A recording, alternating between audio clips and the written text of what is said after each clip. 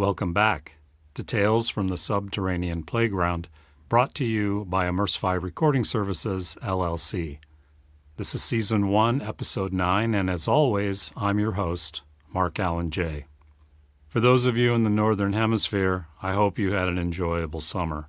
As you may have noticed, we were on hiatus, many irons in the fire, as some people would say, but now we're back. This is the continuation of Episode 8 that featured Dr. Mark French and Michael Harrington. And one of the things we talked about, at least in the outro of that episode, was the idea that we were going to revisit more on guitar as well as explore some of the facets of pedal steel guitar. And we're definitely going to do that in this episode. However, there's one thing that I wanted to revisit, and that was in the last episode, we had Michael play the two guitars that Dr. French had built. And when I did that podcast, I essentially bookended the guitars. You heard one guitar being played, and then there was a discussion about its elements, and then you heard the other guitar. And I did that pretty deliberately. I wanted to have some space between the guitars. However, I also have been thinking about the fact that when I used to work in industry, one of the things we did was a fairly common experience for us, and that was listening evaluation. This had to do with the sound quality of the product. And ostensibly, the idea was we would collect sounds and we would present these sounds to people over headphones, usually recorded binaurally, but that's another story. What we were trying to understand was which sounds were preferred to others and why. And there was some methodology beyond that, which I really won't go into. It's a lot of math, and that's beside the point. However, one of the things that we did, and it's done pretty much industry-wide, is when these listening comparisons are done, you generally only present sounds that are maybe 5 to 7 seconds in length. And then you generally only have a gap of maybe 1 or 2 seconds between the two sounds. Why do you do that? The reason for that is we as human beings have very short acoustic memories. And so while it's easy to remember very large differences in two sounds, comparing two sounds that are very much alike, if you have a significant space of time in between hearing those sounds, your ability to judge what's different about them rapidly declines. And this is what I wanted to do in this episode. So for episode 9, what we're going to do is I'm going to present those same two guitar excerpts as I did in episode 8. However, in this episode, the exact two same clips will be presented back to back. And in this way, you're going to have a much more immediate comparison between the two guitar sounds. So what I'm going to do now is present the demo, the two guitars, and I'll present them in the same order, guitar 1, guitar 2, just as they were presented in episode 8. Okay? Here we go.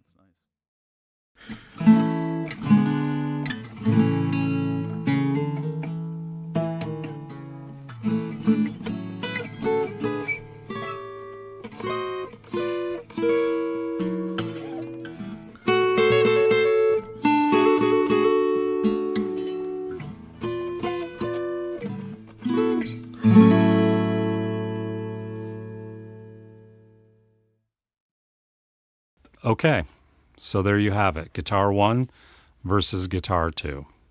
Which did you prefer? All right, now let's move on. We are indeed going to discuss more about guitars in general and some philosophical aspects as well, but we're also really going to focus on Michael Harrington in this episode. And that's because Michael is one of the, I don't know what the right word would be, young guns or young lions, take your pick, in the pedal steel guitar world. There aren't that many people out there who are actively pursuing pedal steel guitar as a primary instrument, as it were. And Michael plays a lot of traditional guitar as well. Don't get me wrong, he's not beholden to one or the other.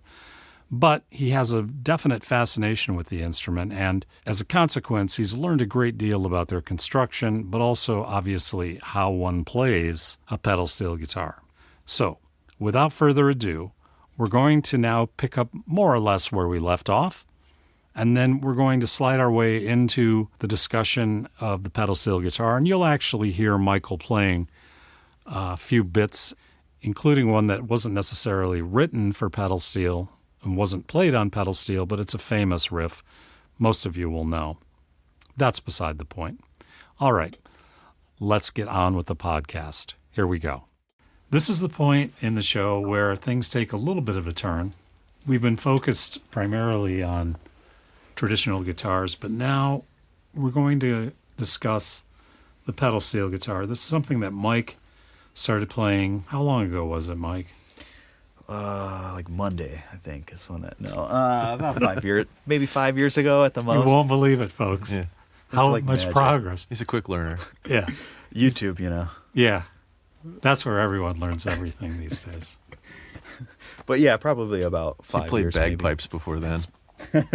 That joke never gets old when people ask me, so I just keep doing it. It's pretty good. I think you should roll with it.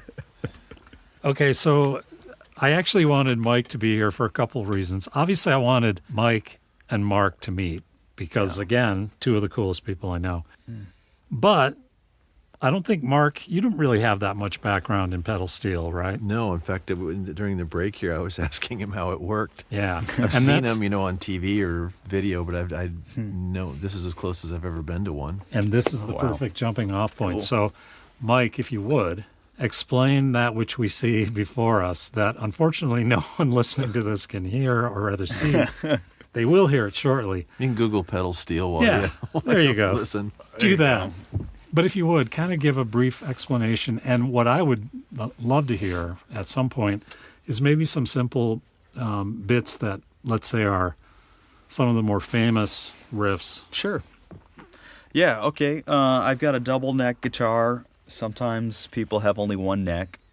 The most kind of common tuning that you hear, I think, on radio in the last, 30 years or so is the E9 tuning, which is on the front here, which I'll demonstrate.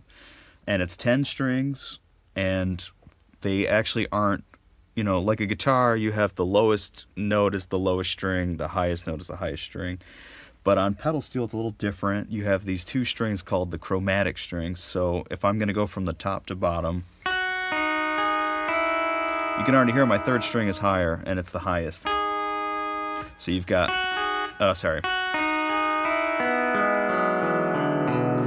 and you hear that and you say, well, what am I supposed to do with that? That doesn't do anything, So originally they were 8-string guitars with pedals. Those were kind of the earliest forms of a pedal steel, I think, in America. And then Buddy Emmons put 2 more strings on and made it 10 strings. And I'm pretty sure that at the time, mechanically, they couldn't fit those 2 strings in the middle where they normally would be from low to high. So I think they were actually on the bottom for the Ray Price stuff in the mid-'60s. I could be wrong about that. But they put them on top, and that's kind of just how it became the standard. They never got around to changing it. And honestly, it works better because you get a lot of these scalular descending things with the bar in one position like this. Right. Wow. And, I didn't move my bar at all. It's in one position, and I'm using a lot of the pedals and the levers. You can kind of hear them changing the strings. Kind of like a guitar player would bend the strings, but it's a little different. You've 8 pedals, correct, on this rig? 8 pedals? Yeah, and he's counting them. And really, I got to double check. Yeah, the first 3 are really just for the front neck, and the back 5 are for the back neck. And then I've got 4 knee levers, which also control strings on the front and some of the back neck. And earlier episode of the podcast, we were talking about like Webb Pierce and Bud Isaacs. Yeah. And, he had a pedal that, it was just one pedal, and it would kind of go from this change, 1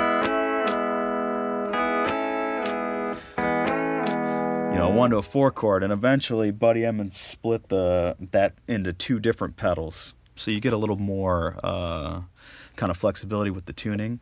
I was pushing down 2 just now, but really I could just push down one of them. That's the first pedal. So that's bending my 5th of my chord up a whole tone to a 6th. And then the pedal that was split, the B pedal is what they call it, A, B, C, and so forth. That is actually just changing my thirds up a half step. So together you get a 1 to a 4 chord. But if you were just to do the first pedal only, you get 1 to a 6 minor chord, right? And then the second pedal only is like a suspension, right? And then you could add, more to that, which is what they did. They were constantly trying to expand and evolve the tuning and see how far they could push kind of the limits of this instrument. Mm-hmm. And eventually, guys, added a lot more changes, and, you just have more flexibility to play, I don't know, whatever, like...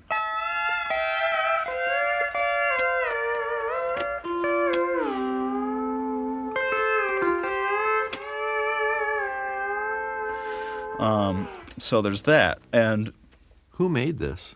For those of us civilians who don't know what this we're guitar, looking at. or who made this one? So this is an Emmons guitar from 1966, Buddy Emmons, and Wow. he is kind of the... I'm from 1963. Oh, well, then you're in good company. Yeah. Well, that looks old. Yeah. You don't. There you I go. have a face. I say that. No, I say I have that a in face for earnest. podcasts. But yeah, Buddy Emmons invented this, and Show Bud and even Fender were making pedal steels. Fender was kind of like the big brand back in the day in the 50s. They would have Fender pedal steels, a single neck, a double neck, that they would sell in their magazines you could look up in the 50s and 60s. And the strings are really far above the board. Yeah. Oh, yeah, you've got, in order to play it with a steel bar, they have to be raised up.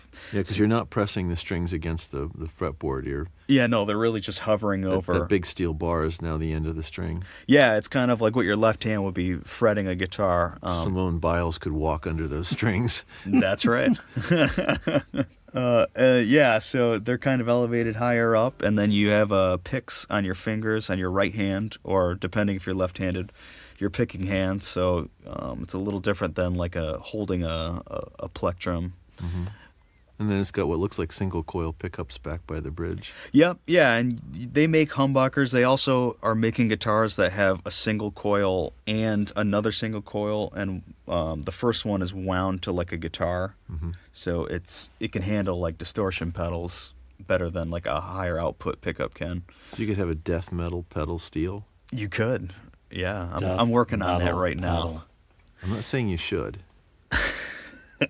I think someone should do it. I'm sure somebody has. Well, maybe if you don't want to do any more acoustic guitars, you can work on a death metal pedal steel, and then Just to interject, so the 8 pedals that I see before me, these go up through some sort of crank, which push on a bar, which then pushes on another bar, which is doing physically what? so you're either gonna loosen the string, slacken it, or tighten it, depending on which way it's gonna travel. Okay. And all of the strings sit on what they call fingers inside the changer. So the fingers are all of these kind of metal pieces that hang down. And actually, if I push any, you can see them move Oh, right as they're on. working. I had not noticed that. Yeah. So you can actually see these Yep. kind of move in depending on which way they go. Okay. But yeah, you can lower a string, or you can even raise a string, which is really cool.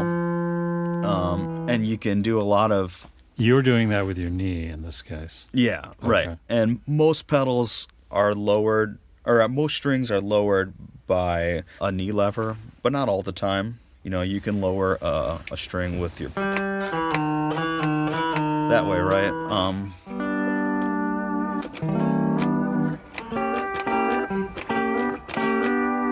Right, or you can go raise them. Yeah. So there's a lot of different, options. It's really kind of an endless thing, which is really amazing. It's fantastic. I mean, I honestly, because I've seen you play, I've heard you play, but I've not actually been close enough to understand. And that's a very small change, small displacement with a relatively large change in pitch. Yeah. And I never knew actually where the pickups were on this. Oh, really? Yeah. No, yeah. I never knew they were down. I've never really looked. Wow. Yeah, it's really similar to like a electric guitar in that way, you know, where you've got the fretboard and then the pickup and then the bridge is pretty close to it. Do they tend to stay in tune or not so much? If they're set up right, yeah. When I'm working on it, no. If one knows what one is doing, the answer is yes. It looks to me like the load-carrying part of that is made out of cast aluminum. That's pretty rigid. Yeah. And those sure look like Kluson tuners on the end. Oh, yeah. I mean, as long as you've got the linkages set up okay, it looks like it ought to stay in tune. Right. So If there's it no isn't- backlash in the... If you look inside a tuner, they're just worm gears. Mm-hmm. There's not much to them. And those are, if those are the tuners I think they are, they're pretty good ones. It ought to hold fine. There are, some classics. And of course, we've talked more than once about Sleepwalk. And, my whole fascination with that because of the anomaly that's in the recording, which I still have not been able to figure out. Could you do a little Sleepwalk for us here? Yeah, sure. So that was done on a non-pedal guitar. Okay. With Sano and Johnny, but I can kind of fake my way through it so you can get the effect. But yeah.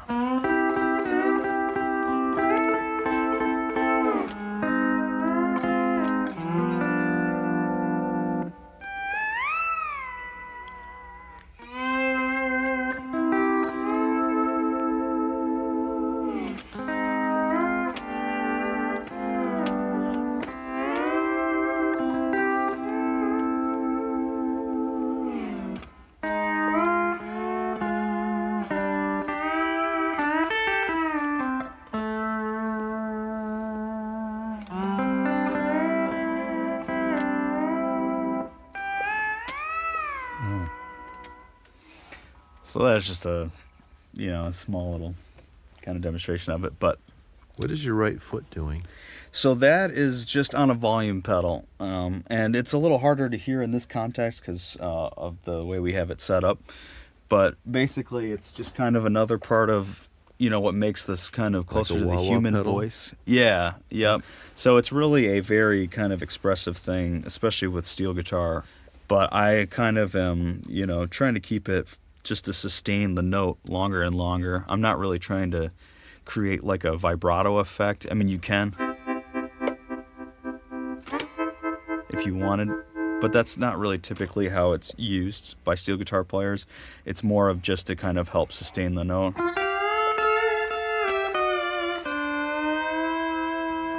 Right. Right. So you've got a lot of tonal dimensions to work with here.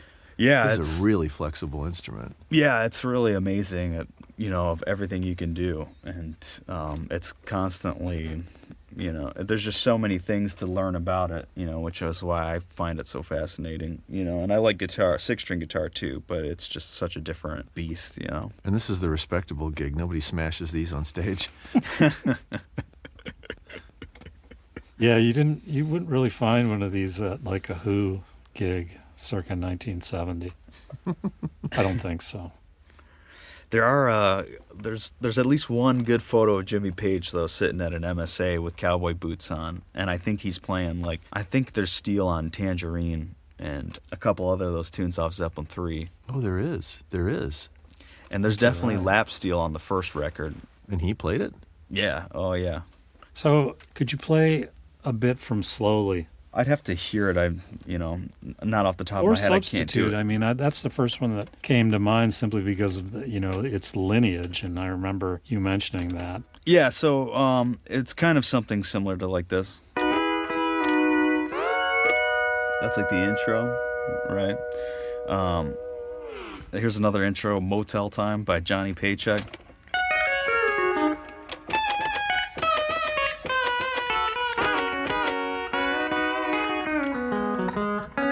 Or whatever, but that's just kind of me faking my way through it. Yeah, it's an interesting instrument. This for is sure, this is, I think it's fair to say, the Rube Goldberg of all stringed instruments. This is much more sophisticated than I ever thought. Mm-hmm. This is great. Yeah. This is, I didn't know a lap steel and a pedal steel were different, and Oh, they yeah. really are. I mentioned Rube Goldberg because I think about something being complicated when I saw all the levers underneath. Yeah, I mean, wasn't prepared for that. That's Like, wow. wait a minute, it was upside down. I didn't know what it was Right. when I first looked at it. I've seen a lot of instruments. I didn't even know what this was until you flipped it over. Yeah, I mean, and when you saw it, it was pretty much assembled. Like, I have to screw in all of the legs. I have to put the pedal, like, this rack is fastened by just a wing nut on a screw, so. Okay, now be honest, are the modern designs easier to work with and reassemble, or are they just all this complicated? It's all pretty much the same thing, yeah.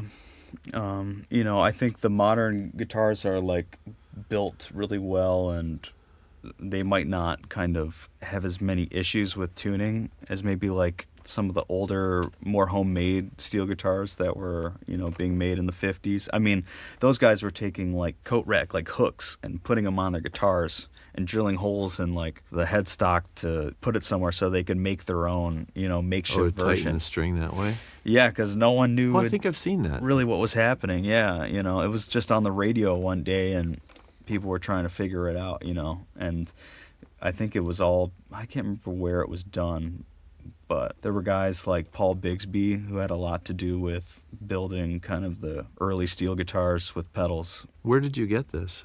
This guitar? Yes. I had to drive to Nashville to pick it up, but I mean, there are people in Michigan who have them, there are people in California Did who the guy have in them. Nashville know you were doing that? What, picking it up? Yeah. Oh, yeah, You bought it. I bought it off Oh, him, okay. But he was another guitar player or steel guitar player. Well, how did you find it?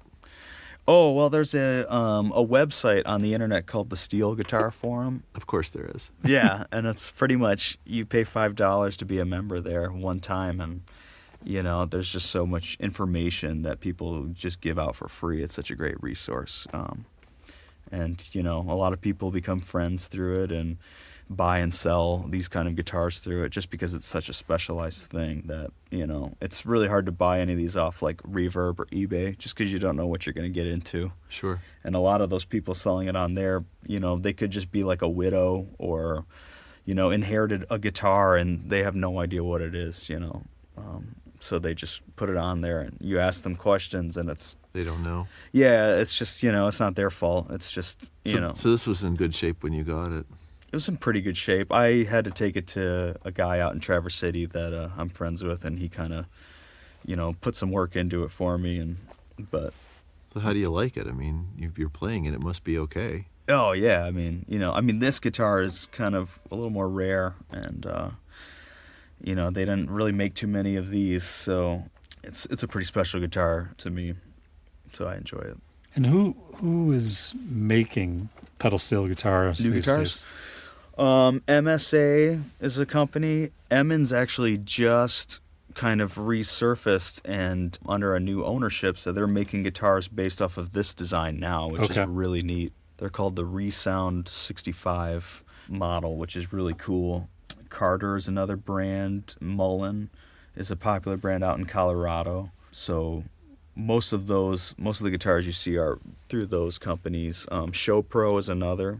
They take the Show Bud kind of lineage and are making new versions of those guitars. Is Alan? Is he actually building now, or is he doing? Well, I don't know how much I'm allowed to say, or Yeah. Alan is a mutual friend of me and Mark Jay's, and he's designing a steel guitar that it's really amazing.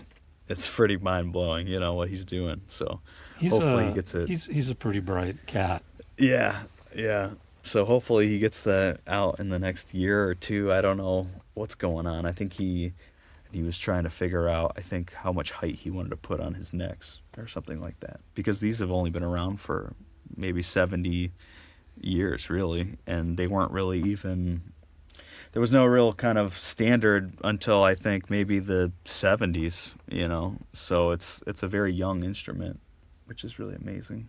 So it really sounds as though it was born primarily of experimentation by some people who simply wanted different voicings. Yeah, From people who were, curious, which is really cool. Right on. Cool. All right. Well, I know you have to bounce. I know you have places to go. I know Mark has places to go. So I'm going to have to wrap this up.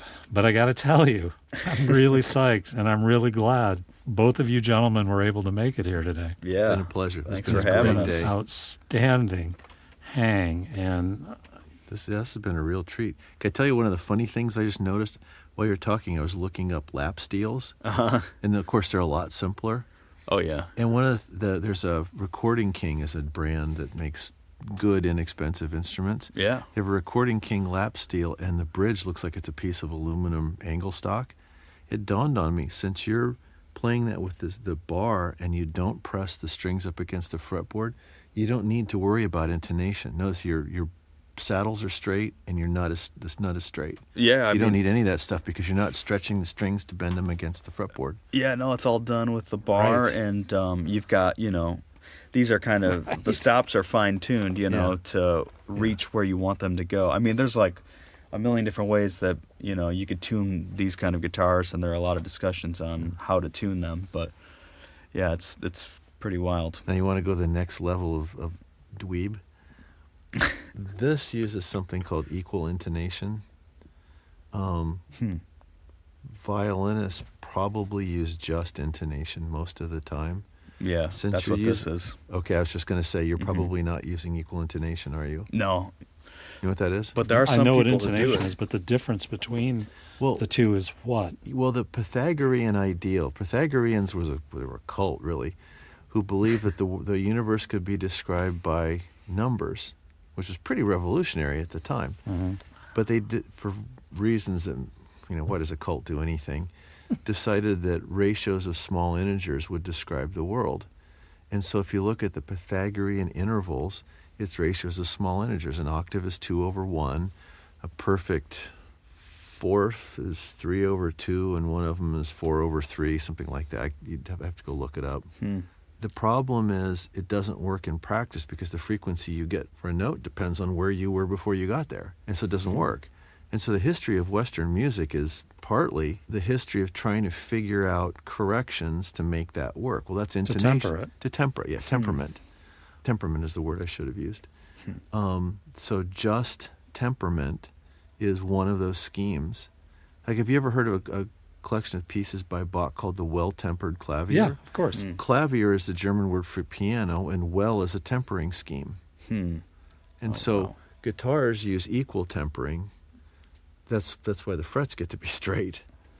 And so guitars have a slightly different sound than a violin or something because they use a different tempering scheme. course. And I was about to ask what you're using, and you're probably using just tempering. Yeah, yep. And it's not like, as you say, it's not like because you're fretting the strings and, in effect, constantly stretching them, Yeah. essentially by working them. Yeah, that's what all You're- these calculations I did. Those are all based on string stretching. And it didn't matter before steel strings because the elastic modulus of nylon is functionally 0. The elastic modulus of catgut, strangely enough, is a little more than nylon. But the elastic modulus of catgut is 15 times less than steel, so it doesn't matter. So the classical guitars have hardly any intonation in them because you don't get any errors. Or they're so small you don't care. When they got steel strings in them, depending on who you believe, 20s or 30s, I guess, all of a sudden the frequency errors got big enough, something had to change. And so that's why they have those offset saddles on guitars, because it corrects partially Sure. that. It doesn't correct them all, but it Sure. partially corrects that. Right. You'll never really see a guitar with the saddles where they're perfectly aligned. I was doing some training for a big guitar company a week and a half ago, 2 weeks ago, and to make the point, I grabbed a couple of their guitars and I just moved the saddles so they were right at the scale length. So like if it was a 24 and 3/4 scale length, I set all the saddles at 24 and 3/4, or as close as I could get them. So no intonation at all. And I gave it to one of the really good musicians, and here, play this. He was in physical pain because this is just awful. He's like, What have I done to you? I started playing and he was just cringing. He was shaking his head. It's like, this, no, I just can't Yeah. do this.